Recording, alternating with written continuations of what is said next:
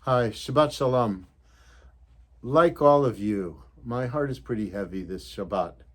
It's been a really terrible week as we heard about the death of 6 hostages at the hands of Hamas, brutally murdered in cold blood.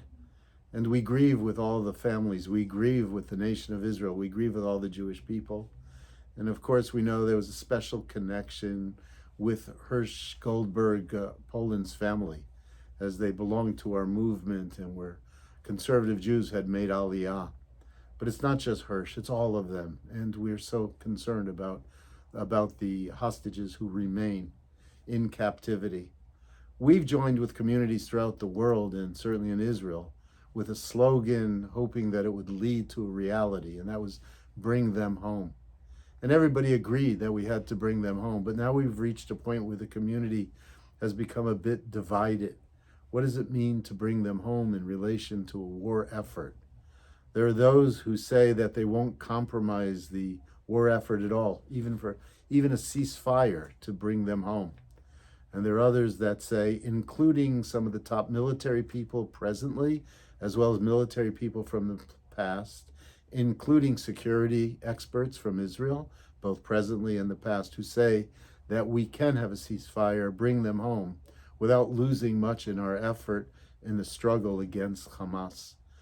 I remember a number of years ago when Gilad Shalit was released, feeling such a sense of pride that the ethos of Israel, reflecting the values of the Jewish people, was that we would do whatever we can to save one life.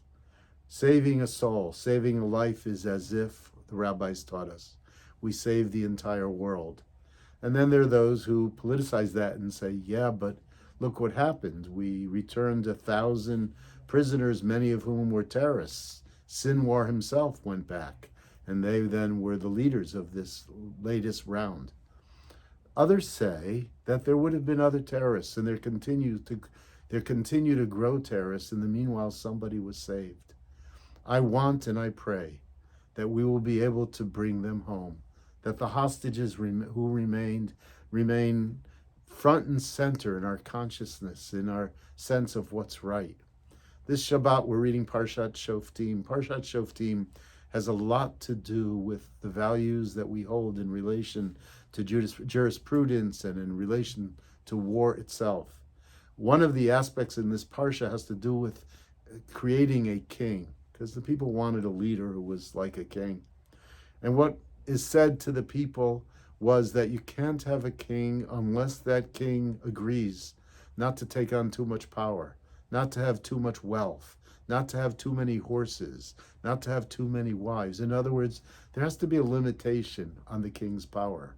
But not only that, the king had to have a scroll of the Torah, a scroll of the law beside him that he would read daily. So he'd be reminded of the people he belongs to and the response our people have to something bigger than their own interests. There has to be a response that reflects, again, the greater values of our Torah and our people for the sake of our future. Shabbat Shalom, everyone.